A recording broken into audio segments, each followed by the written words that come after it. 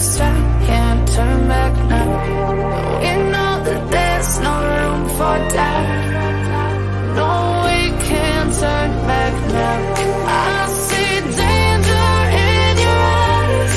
They know we'll burn down the night. Coming just like the sunrise. You know that we gonna light it up tonight. We gonna light it up, babe. Tonight we gonna light it up just like the sunrise. We gonna light it up now.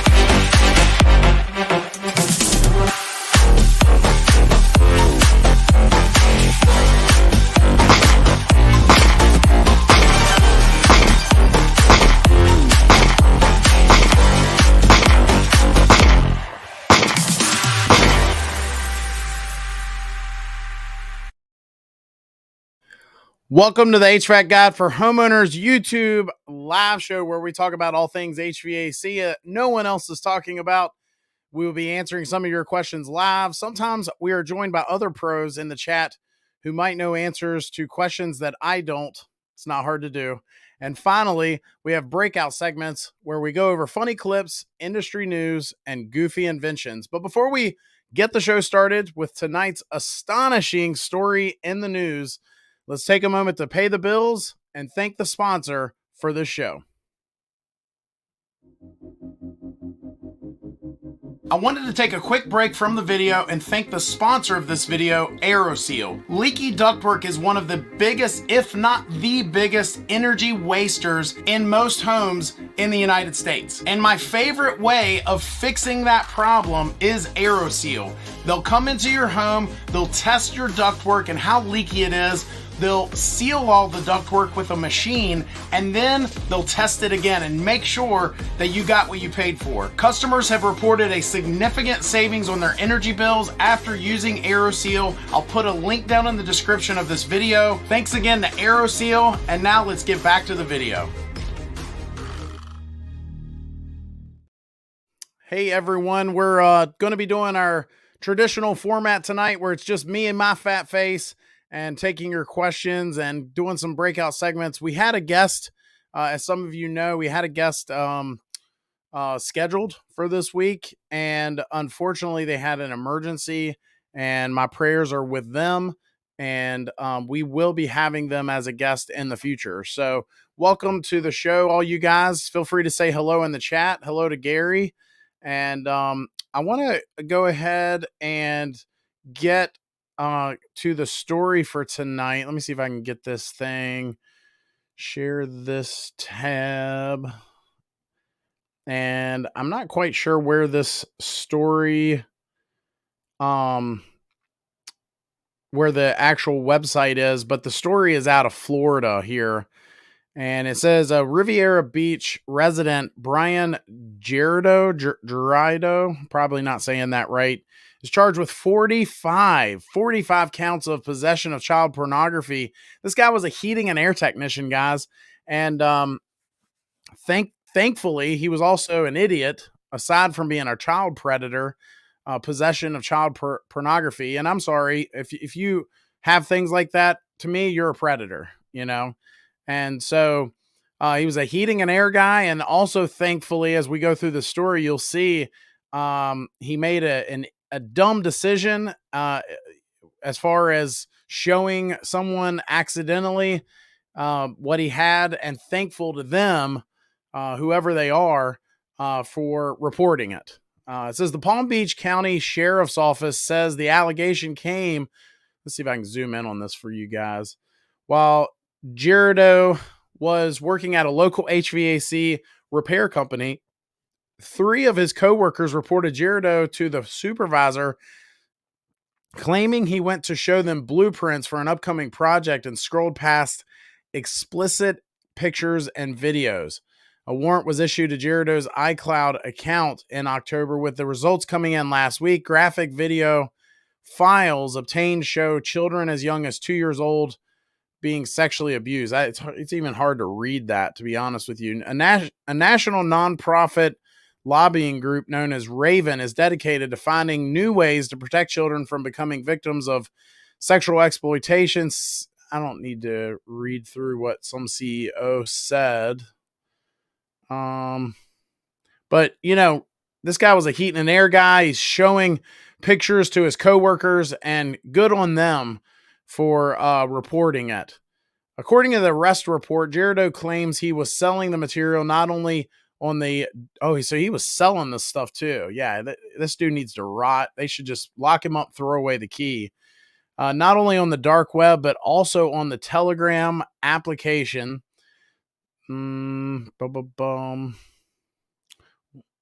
Without stronger laws, additional resources for our law enforcement agencies, these criminals will continue to run free in our community. And so this disgusting individual is locked up. So I thought this was pretty crazy. He was working for an HVAC company. Goes to show that, you just don't know until you know. So again, good on the guys that, said something. And yeah, wow. What a crazy story.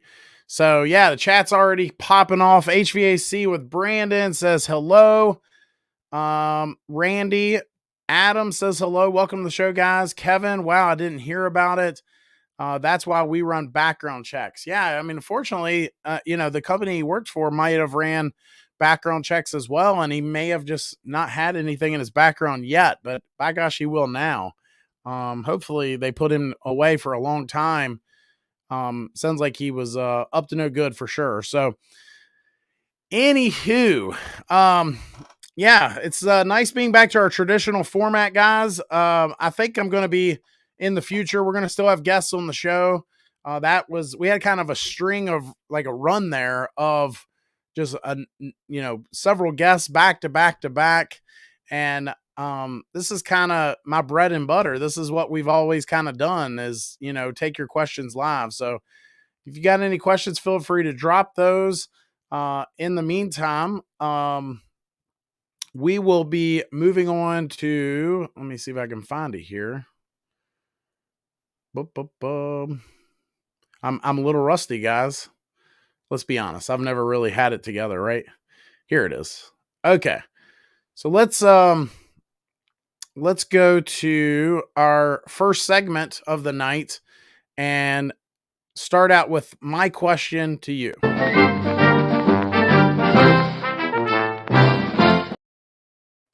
Tonight's question is, how often do you change or clean your filters? Honestly, we're not going to judge you.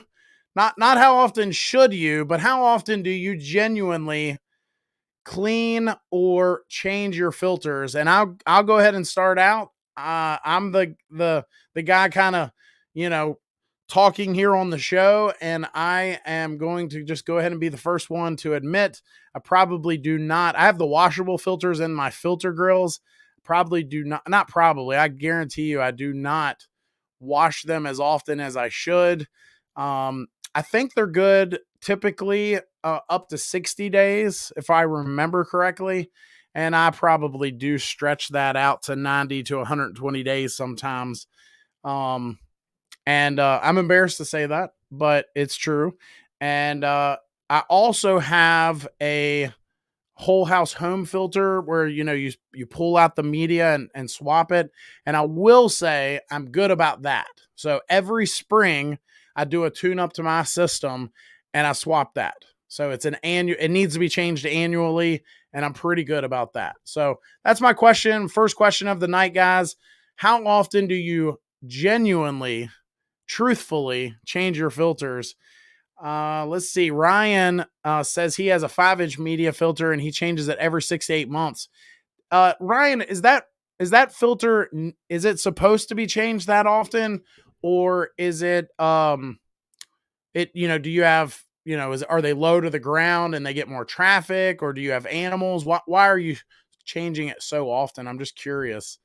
Adrian already calling me out with the goofy face there, probably because I'm not washing my filters as often as I should. Emery says, can the smallest 1.5 ton HVAC unit be oversized? And if so, what can be done? Yes, it can be. In fact, I've seen it done. We have customers that, it's the smallest unitary system that they make, and I've seen folks still use it in very small spaces because they didn't make anything smaller. But guess what? Now they do, right? That is not true. That used to be true, right? Years ago, but that's not true anymore. We have pancake air handlers and mini splits and all kinds of options today. And it's no longer an excuse. You should not be oversizing equipment. But what can be done? You can do a pancake air handler. You can do a mini split. You can do an inverter system. So if it's going to be oversized, at least go inverter, right? So it has the ability to ramp down. I'm not saying that that's a complete full solution, right? But it's you not slapping a single stage oversized system in there, right? That's probably the main thing. There's probably other solutions as well, but with so many mini split solutions today, including ducted ones, it's really no excuse. You really should not be installing a 1.5 ton oversized system. Now, the question now leads into, what's the smallest mini split do they make? And typically the smallest you're going to see out there is a 6,000 BTU mini split. And the question becomes, can that be oversized for a space?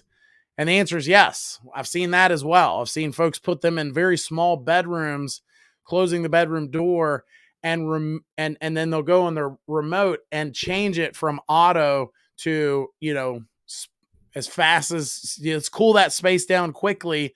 And they live in a humid environment and wonder why they then have mildew, mold, and other issues. I've seen it firsthand. We did a whole YouTube video on that. If you've got a mini split, leave that sucker in auto. You are doing yourself a disservice by changing that, making it be a certain speed. Set your temperature, put it in auto, and let that thing ramp up and down like it's designed. Emery says, our filter is designed to be changed by a tech once a year. We had a filtration system inserted when our unit was first installed. So that's good enough. I assume that it's designed to be replaced once a year and you're having that done. That's great. Bernie says, I change the filter every 3 months. Is that often enough, Bernie? Are you, is it stretch out that long, and every 60 days would be probably changing it too much and wasting filters, or are you stretching it 3 months and just forgetting about it? And maybe it should be done every 60 days. Gary says, all 4 of my Mitsubishi split system air handler filters get washed in the sink every 3 months. I am the only one in the home, no furry pets, not too dirty, about every 90 days. Good enough. Oh, let's see. Ryan says, I thought it was supposed to be changed that often. I normally just look at it. If it feels not that dirty, I'll change it. If I feel it's not that dirty, I'll change it. If HVAC tech is there for maintenance, I'll ask for the static pressure. Nice. Well, I mean, you're probably going one step further. I would say most folks getting maintenance done do not have static readings done as often as it sounds like you might be. So that's great. Gary says, I have a 6, 9, 12, and 15,000 in my 2,600 square foot home. I'll run into auto fan as you suggested. Gary, you've probably told me this, but what brand do you have? I'm just curious. And which model? So do you have, kind of a middle of the line, or did you get the Cadillac? I'm just curious. Emery says, what are the problems with a dirty air filter? Ooh, that's a loaded question.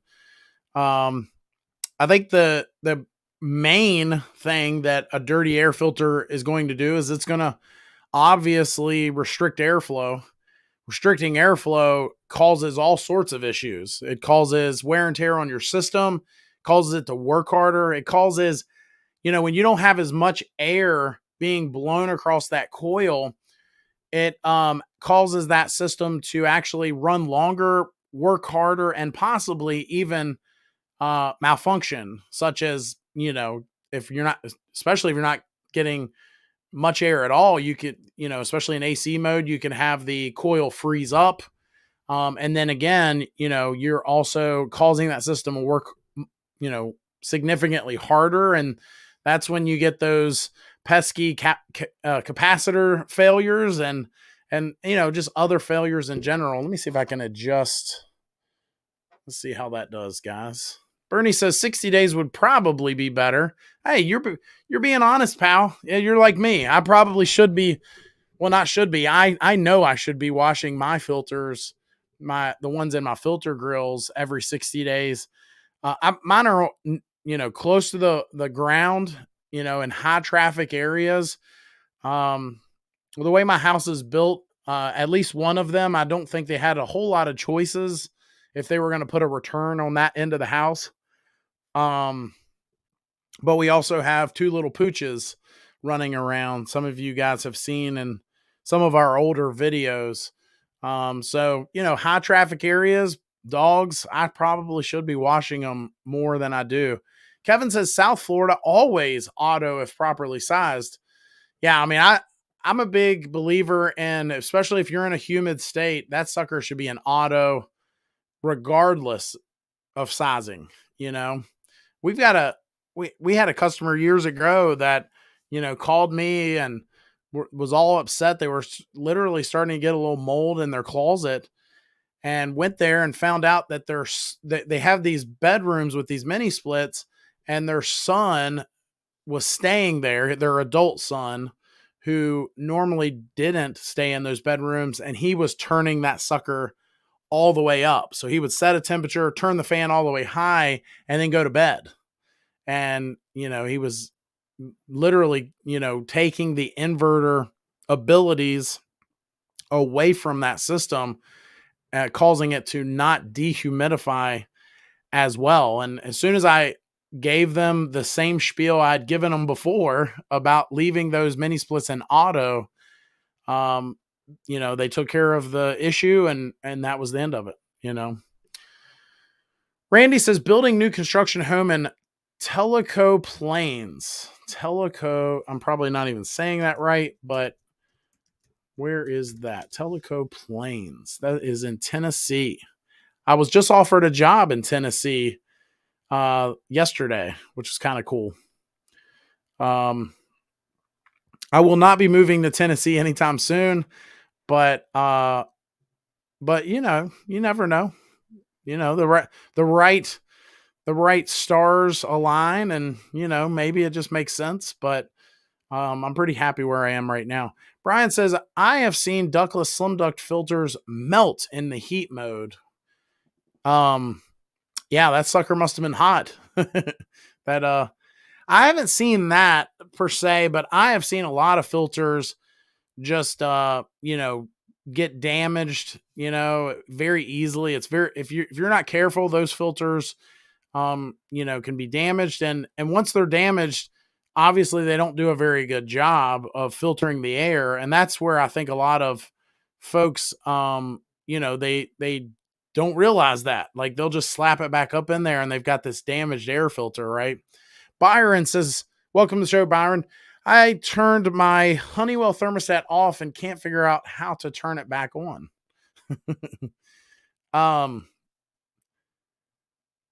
Well, I mean, if you just turned it off at the mode and it says off, just hit the mode button, depending on what thermostat you have. So hit the mode button. And now if you're saying you're used to the fan saying on and it no longer does, it says auto or circulate or whatever, that's not a big deal. You can, in fact, most times than not, depending on your indoor air quality products, I'm going to leave the fan in the auto position anyway. But if you got a Honeywell thermostat, if you've hit that mode button and turn the system off, hit that mode button again, put it in heat or cool or emergency heat, depending on your situation. And hopefully that gets you going. Randy says, my question is electric versus propane. Well, that's a loaded question, Randy. Give me a little context there. I think ultimately in most states, now there's, Byron says, I'll do that right now. Hopefully that's all it is, pal. It's kind of weird. I'm on a live show and you're live right now having an issue. So that's crazy. But yeah, so Randy, I would say, it's safe to say that in most states that propane over the years, I think, I don't have any data to back this up, but just generally propane is more, it fluctuates at times, right? It's high, low, high, low. Electric is usually a little more even keel. I know there's exceptions to that rule. I know there's some states where electric has now become more of it seems to be more of a luxury. They're really overworking their power grids, but that's a whole nother topic. I think just all in all, if we're talking about electric versus propane is going to be more expensive. However, it is a warmer heat. There are customers that they love burning fuel, right? They love the heat rise, meaning the temperature that it goes in their return and comes out their supply ducts is much higher. It's a higher heat rise when you're burning some sort of fossil fuel versus electric heat. And then obviously if we're talking about electric, heat pumps are king. And I would say, even if you're talking about propane, I would say heat pumps are king. Go dual fuel, have that heat pump running on the mild days, save some gas. And, electric wise, heat pumps are the way to go. You don't want to be, I still to this day see a lot of mobile homes with electric furnaces and straight AC outdoors, and they're just running on heat strips all winter long. I mean, it's crazy how inefficient that is. Gary says it is the Mitsubishi system, 30K outdoor unit. Okay, so you do got the hyper heat. Nice. Vanes ISEE scanner. That's right. Yeah, you sent me that. Good enough. Brian says I removed my propane. He had enough and he went with the Hvac. How do you like the Hvac? A lot of folks like it. I don't think it works quite as well as a communicating system. All the features that a communicating system can offer, but a lot of folks are happy with it. They've got a pretty decent reputation right now, at least in the trade for the guys on my side. The only thing they seem to fall short on is their infrastructure. So if you need a part, or you need some sort of support, that's where they might fall short compared to a lot of the other guys. I have not heard a whole lot of GRE reps going out to job sites and making things right. If if there's a problem, they don't do a lot of site visits. Now, don't shoot the messenger. If you have experienced something differently, great. But obviously the hope and dream is you don't have any issues, but I just don't think they have quite the infrastructure, especially for a lot of heating and air companies to take them on. I hate warmer heat. It is extremely uncomfortable, Tech Junkie says. Ryan says, what do you think about HVAC monitoring systems like Smart AC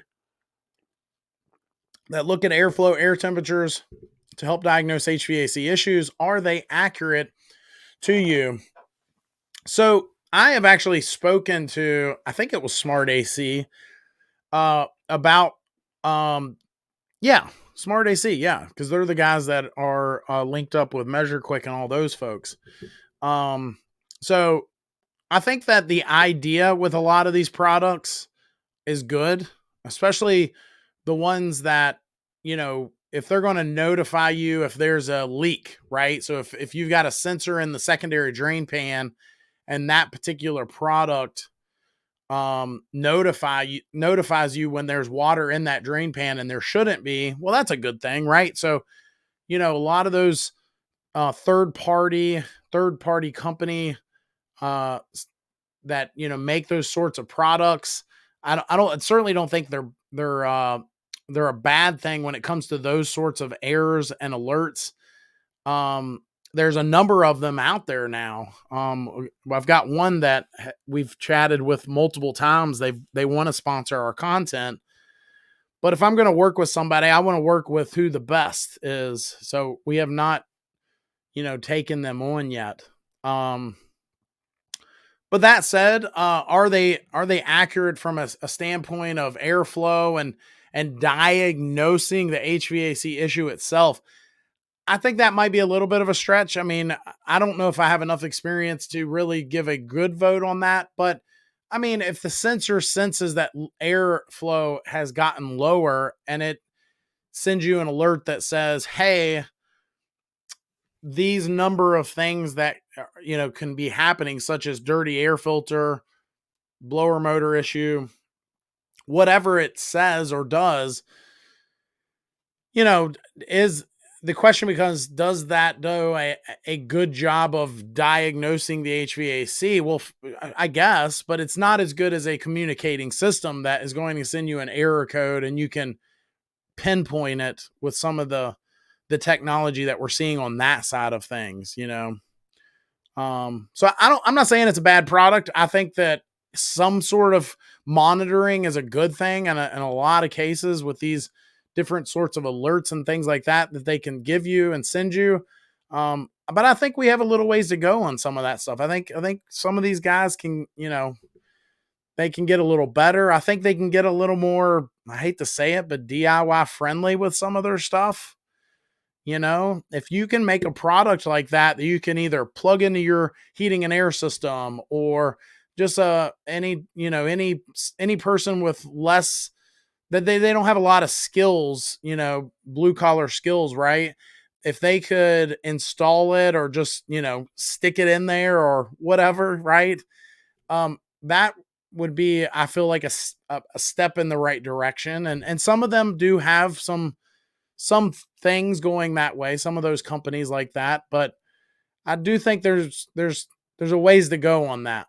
I don't think we've reached the end of the yellow brick road when it comes to that side of things. What is it going to look like? I don't know, obviously, but if I did, I'd be a rich man by creating that next thing, right? Gary says, here in Holyoke, Massachusetts, hopefully I'm saying that right, I think sometimes you guys give me names just to see what I watch Josh pronounce this one. Holyoke, Massachusetts. We make our own power, only 14 cents a kilowatt. That is why my split system is primary heat. Amen. I was just talking to somebody the other day about how some of these systems don't even have backup heat strips, that they really do perform well enough that they don't need them. Are they as high of heat rise? No. Do you probably need to have a pretty efficient home and a good envelope as far as your home goes? Yes, but they've come a long way, man. Heat pumps really are the future, I think. Well, I don't think that. I think everybody thinks that, right? Tech Junkie says the problem with the argument of electric versus heat pump versus fossil fuel is duct design. Brian says mobile home has crappy duct work. That's amen to that. Tech Junkie says homeowners should never feel air blowing or even know the unit is on. Brian says communication systems expire at warranty. Finistat cost me $1,100. Wow. No comment. I I refrain from commenting on that company's equipment and parts, and I'll just leave it at that. Brian says 4 different suppliers for Gree locally had good support. That's good. I mean, especially if you have a number of suppliers, the question becomes, just because those suppliers sell the product, do they actually keep parts on hand? Um, I know, I know you're close to me, and I know the one that I know particularly that has been pushing the Grief Flex and having classes and such. And I can say firsthand, I was not impressed with their parts availability, at least down my way. But I'm not mentioning any names. Kevin says, call me old school. However, giving our customer info for monitoring is dicey. A little more on that if you're willing. Giving our customer info for monitoring is dicey. I was talking to a technician today, and he was telling me that he has a customer that they bought this air cleaning unit, but it also monitors. So it gives them readings, and it even emails them reports. And Brian says East Coast will pull parts. Okay. And so anyway, the more I talked to him, I felt like, he never actually said this, but I felt like that he was not thrilled with the fact that the customer had the ability to, have his own tests and get his own reports on the air quality that he was breathing. But I told him, I was like, look, man, the bottom line is, yes, is it unfun to deal with somebody that's unhappy at times?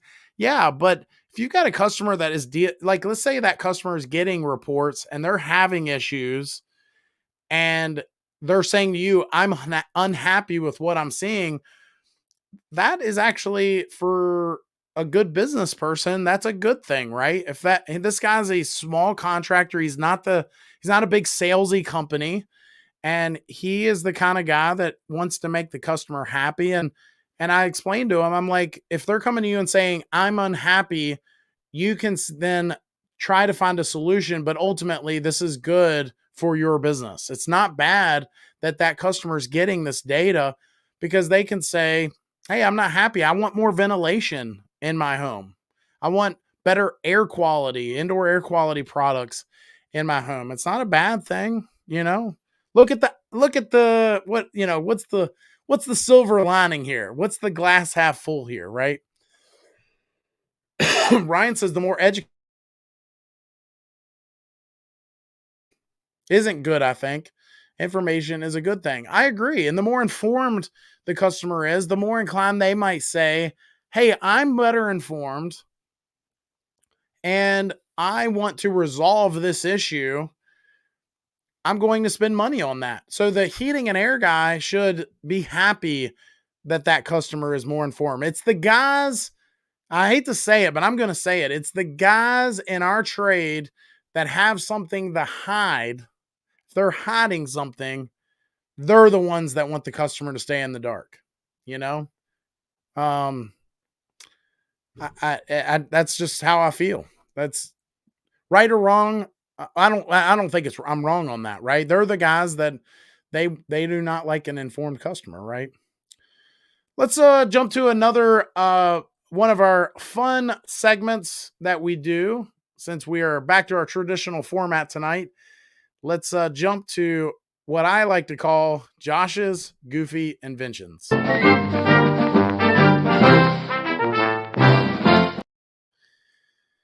Tonight's Goofy Invention is a very inefficient, it would never make sense invention, but in my house, we have, it's not a walk-in pantry by no means. It's not that big. I see houses that have that, and it's really nice. But we do have like a closet that was turned in when they built our house. It's essentially a closet, but it's a pantry. They made it into a pantry, right? But it's big enough to where I could probably step into it and kind of pull the door closed, if my daughter and I are playing hide and seek. And the more I thought about it, I was actually watching a YouTube video of another guy fixing a supermarket AC, or I mean, not AC, a supermarket fridge or whatever they're called. I guess they're called fridges, right? Those, with the clear glass door and you open up and get your milk out, that large fridge refrigeration mechanism machine, whatever the verbiage is. But I was watching him and I said, it'd be kind of cool, goofy invention wise, to have a walk-in fridge in my house. Like we have a gas station in our area that you walk in to the beer area. And it's almost like its own room, right? And it's not like, you're opening that. So anyway, so let's see, walk in fridge. Let's see what comes up with this. Well, yeah, see, this is all commercial stuff. But how cool would it be if they had some sort of version like this for residential? You don't have to buy, and I'm sure it would never make sense, from an efficiency standpoint. You'd have to have a pretty big family for it to even make sense, I'm sure.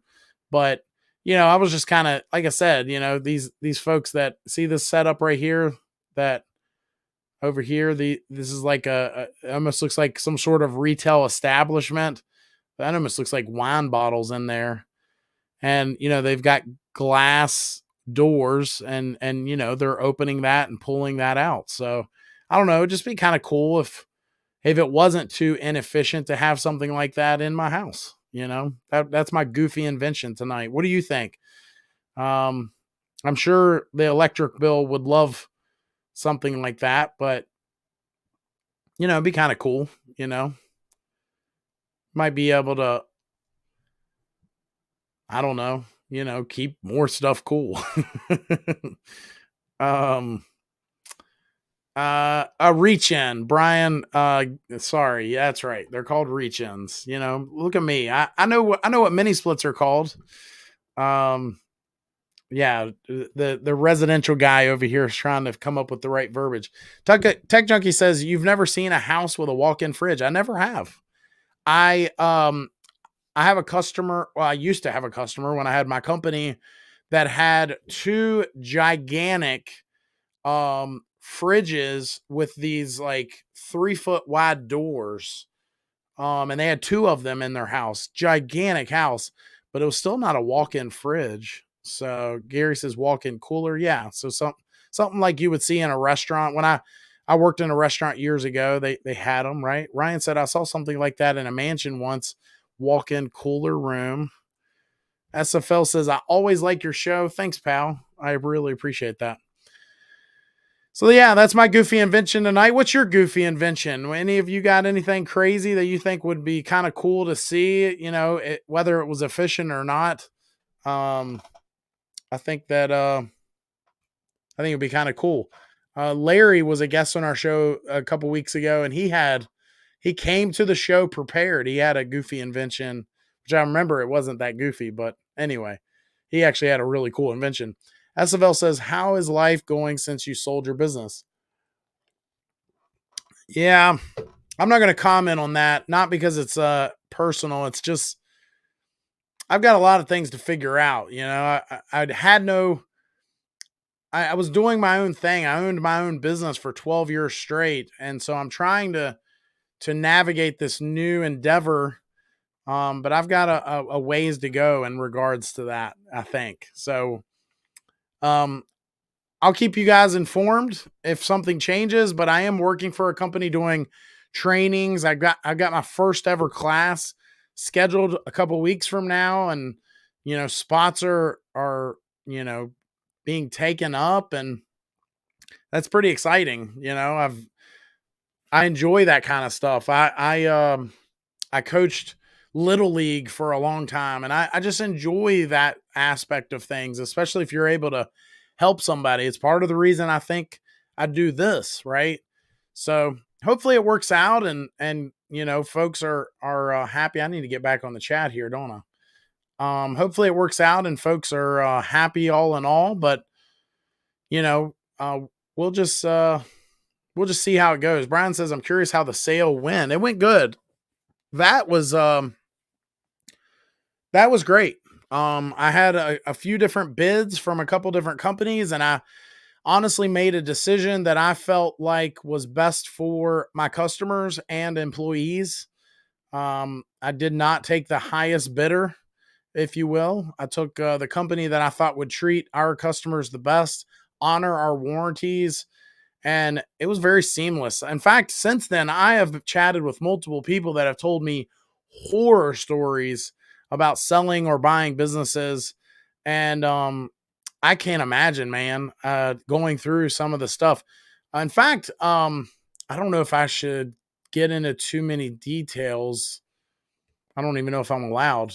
Let's just say I know someone that was working for a company that they sold the company. And then after the fact, the new owner came back to the guy that sold them the business saying, we need money for this and we need money for that and all this, stuff. And they're fighting over it. And luckily I have not dealt with any of that. This company has been great. They're taking care of our customers. Because I know some of the customers still, I've heard some stories and how things are being done. And, I think there's always a chance where you're like, well, that's not how I would have handled that. But by gosh, they're handling it, right? They're taking care of those folks. And that's all I can ask, right? Kevin says combo walk-in fridge bunker. Now that's an invention. Yeah. Those of us that are almost kind of, I'm not a prepper by no means, but I've always kind of wanted to be, right? I've always wanted to kind of have a bunker and, if something crazy did happen, have a stockpile of, and be the guy in the neighborhood that isn't, because if you're that neighborhood prepping guy, you're just the crazy guy down the street. But by gosh, if something ever did happen, you're going to be the hero, right? So I don't know. But yeah, I'm with you on that, pal. Brian says not FH Fur, and I can confirm that it was not that company. Randy says my house. In fact, Brian, we were supposed to have tonight a guest. The guest for tonight's show was supposed to be the owners of that company, but they had an emergency, so it didn't work out. But we are going to have them eventually. So I'm going to have them as guests on my show, which is interesting, right? And that's how well it went. That I have a good enough relationship with the owners of that company that they're going to come on here and talk to you guys. So how cool is that? That'll be really. It'll be a treat for me. Randy says my house. INS in. I probably supposed to say is. My house is one level, 2,600 square feet, including garage, and going with spray foam, closed cell on roof, open cell all other places. My question is approximately cost on complete system 4 to 5 ton. Randy, I don't do costs and stuff, and the only reason is I could tell you what maybe my company would have charged, but it wouldn't even matter. I recommend everybody get several quotes. Where you're located plays a big role. I help folks on our website, New HVAC Guide, and I'll help folks in different states, and I'm amazed at the different pricing that folks get, and not just amazed in a bad way. Sometimes I'm pleasantly surprised. I'll sometimes be helping somebody and they'll say, yeah, I just received a quote and I'm in a state with maybe a little higher cost of living, but I just received this very fair quote, and so yeah, I would just recommend getting at least 3 quotes. I always tell folks, get as many quotes as you're willing to get. I'm not telling you to waste people's time, but you want to make sure you're not being taken advantage of, and get several quotes, narrow those folks down. Ryan says the hero or the target. I would keep quiet if I were a prepper. It's a really good point. In fact, a lot of them do, you know. Maybe I'm secretly a prepper. Maybe I'm secretly, I have the bunker and I've got a, you know, a full arsenal of weapons, and not really. I don't have all that. um so yeah, good to see everybody again, by the way. You know, it's been a while since we've done a traditional, I call this my traditional format, where you guys just get to look at my fat face for an hour and I answer as many questions as I can, right? We don't have a guest in the way. Although we've had some pretty cool guests. If you know somebody that'd like to be a guest on our show and you think they'd be a good fit for our format, let me know. As you know, I've had folks outside the HVAC industry as a guest, and you know, it's if we can find some common ground and some value in having them as a guest on our show, then by gosh, I'm all for it. Bear with me just a second. We're about to do our next segment here, and I'm just prepping for it here. Prepping. I am a prepper. Zing. Tonight's next segment is a segment I like to call Josh's Crazy Clips.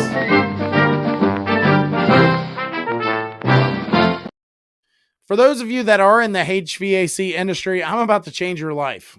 I am about to change your life.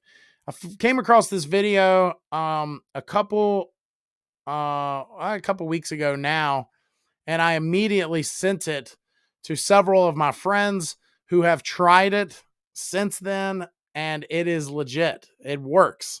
And this one thing I'm about to show you that some guy did a quick video on. Some of you may have already known this. I didn't know, and this would have helped me so many times. So check this video out. If you can kind of see this, he's got a label here. He's got a marker in his hand, and the label is not, you can't read it anymore. I've seen some bleached from the sun labels. I've seen some damaged labels, all kinds of different reasons why you might not be able to read it. And check this out, what this guy does here to make it to where you can read this label. Today, for all you HVAC techs, if you're trying to find the model and serial number, use a pen, rub away, she'll reveal herself. Anyone else just blown away?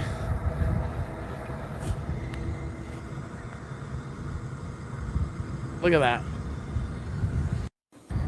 So I've learned something new today for all you HVAC techs. I trying to find the model and serial number. Guys that worked use a pen, rub away, she'll reveal herself. And I said, "Man, he said, "I'll try it tomorrow, or the next day. As soon as I find a unit, I'll try it." And he did, and it worked. He sent me a video just like this one, and it worked. I mean, I was just flabbergasted. I mean, it's very simple. It's probably not that crazy, of a thing, but I can think of so many jobs where, my gosh, that could have helped, knowing that model number or whatever. It was just crazy. Ryan says, let's see. Brian says your bunker may get wet. Ryan says, when getting quotes, just don't go with the top companies from your Google search. Scroll a bit. Look at other companies that don't advertise as much, but still have good reviews. Not a bad tip. Kevin says, hey, I was only talking about saving the beer. Yeah, I always go a little too far on the prep, the fantasizing about prepping, right? I think that's what you're talking about. I was talking about all stockpiling, all these other things, right? Ryan says, I saw that on another channel once. Cool to see that work. It is, I was floored, man. I mean, I just, over the last 20 years, how many times that would have helped me, that little piece of knowledge. Now, I did have a guy show me years ago that you can take that magic marker, and if somebody has written on a piece of plastic. So in this example, this was a hard hat that someone had maturely, and when I say maturely, I mean immaturely, wrote on a job site on someone else's hard hat, and you could go back with a Sharpie and write over it and then wipe it really fast and it would remove it. But yeah, that bringing that label back to life, I was floored. I couldn't believe it. Brian says, not going to work on the Daikin VRV. Compressor has a second label under the first one. Yeah, I mean, I'd like to see, I don't know. It'd be nice if some of these labels, the way they're done, I mean, it's almost like the manufacturer, how did you not know that it was eventually going to be affected? But now that we found this, maybe it doesn't matter, right? Maybe it doesn't matter as much. Let's see. You guys are quiet tonight. We got about 10 minutes left in our show. As we get closer to the end of our show, feel free to drop in the chat a local heating and air company to you that you know is good. You know, you never know, you might be able to send some love their way, highlight the good ones because there's so many bad ones out there. And you never know when someone in your area might see that message and decide to use that company because of it. Ryan says, since you're out of the business, when you need a new system, will you DIY your own or I mean, come on, man. I think we both know the answer to that question. The answer is, the answer to your question is a question. And that is, don't you think I want it done right? Yeah, I mean, I still hold my master's license and all that. So, you know, nothing's changed other than I don't have, you know, my company to deal with all the hoo-ha anymore, right? All the headaches and maybe that'll be a show in itself someday. Maybe I'll tell y'all some of the hoo-ha that I used to deal with.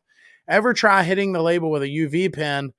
It works. Yes. Now I have tried that and some labels it does work. You know, if there's enough of the label there that, you know, you get in there with and that does work. I agree with you on that. But some labels, it didn't work. And I wonder if this marker trick would have worked on those. I mean, only time will tell once we find another one. Right. But, Brian says weather service in Clarksburg, West Virginia. Brian, is that your company or are you showing some love to someone else? Either way, shout out to weather service. And, obviously they are doing something right if Brian's giving them a shout out. As we wrap up our show, I'm going to read you guys yet another crazy story. Bear with me 1 second. So we had on our show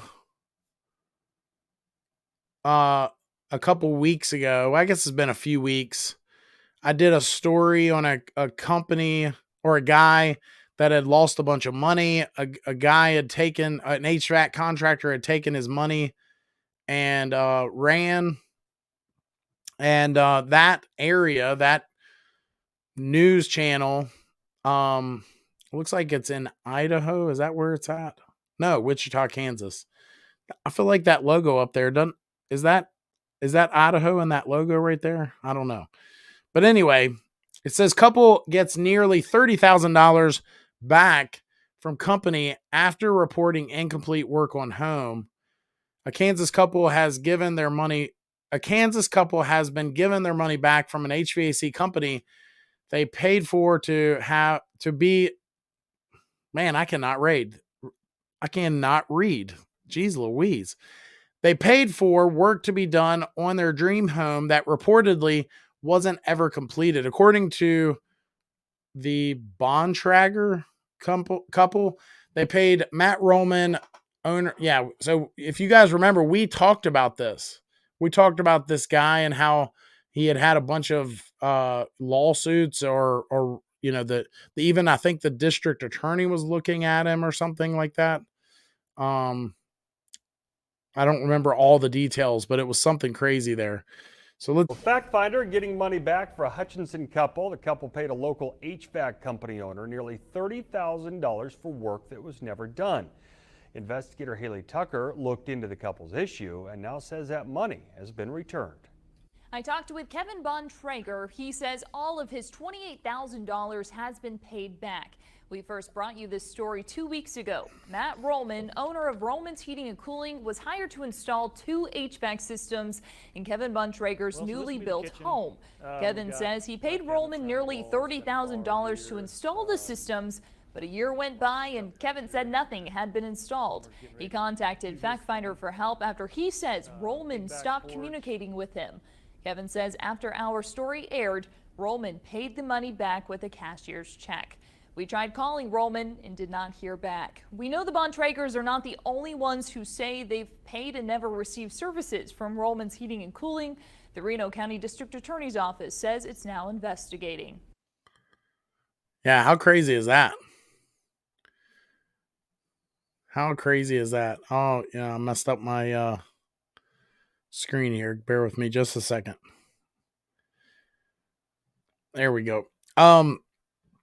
Yeah, so I think we all know the answer to this question, but my question is, do you think this couple would have gotten their money back if they had never contacted the local news organization? And I think we all know or at least we could pretty much say we know the answer to that question. Brian says it's a friend's company. So again, shout out to Weather Service in Clarksburg, West Virginia. Ryan says TNC Heating and Cooling in the Charlotte, North Carolina area. Ryan has shouted those guys out before, I believe. So shout out to those guys. They must be doing something right. Randy says, does anyone hear? Let's see. Does anyone hear of Hatley's Heat and Air LLC?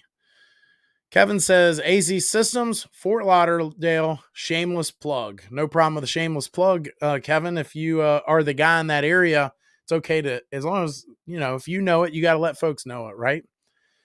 So, yeah. Randy says, nope. I don't know. I'm not sure. Maybe he must be chatting with somebody else. Maybe. I don't know. Gary says, fun show, Josh. Good night, all. No way, money back. Yeah, amen to that. I think that if nothing else, good on that news organization to be, if nothing else, at least those folks got their money back. Ryan says invite YouTubers on the show. Do you want to be on my show, Ryan?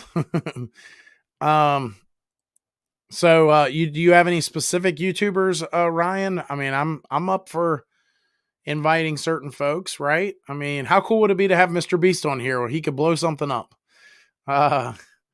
Kevin says, Josh, love my hat and cup. Nice, man. I'm glad to hear that. I still wear, I will admit, I still wear some of my Griffin Air stuff every now and then. Tech Junkie says, have Brian Orr on. Yeah, I don't think Brian's got time for little old me. Ryan says, HVAC techs from other countries to see how they do it, like that guy from England.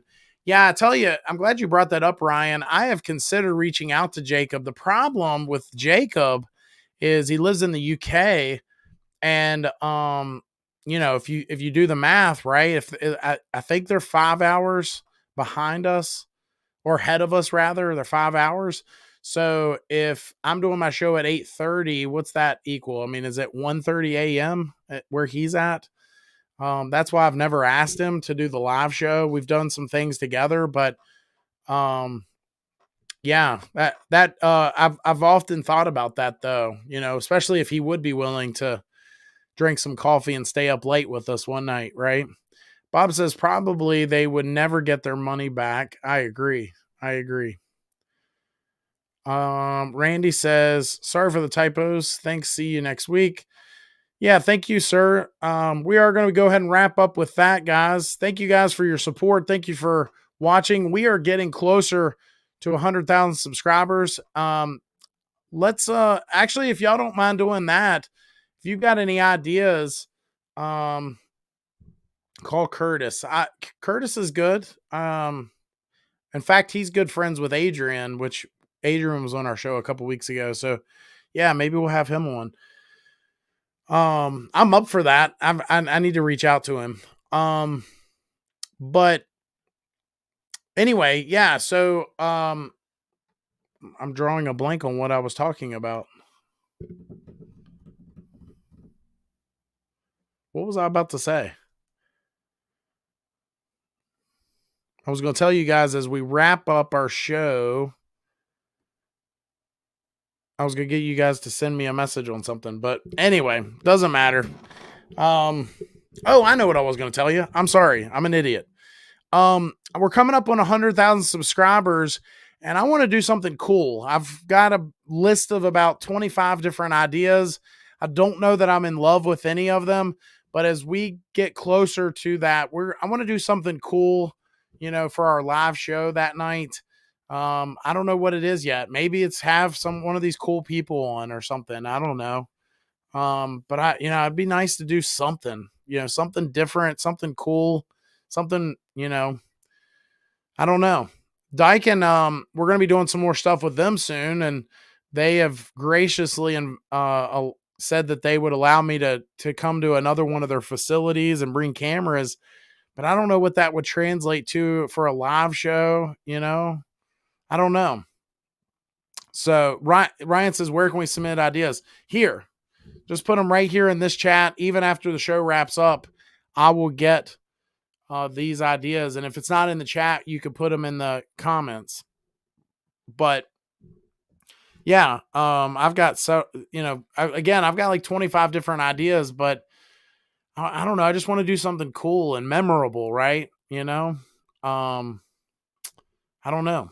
Maybe we'll crash somebody's house like Christmas carolers do. I don't mean like, crash into their house. I mean like go to their house and they didn't know we were coming, like a surprise party or something. Maybe Brian Orr. Maybe that's what I'll do. I'll go to Brian Orr's house.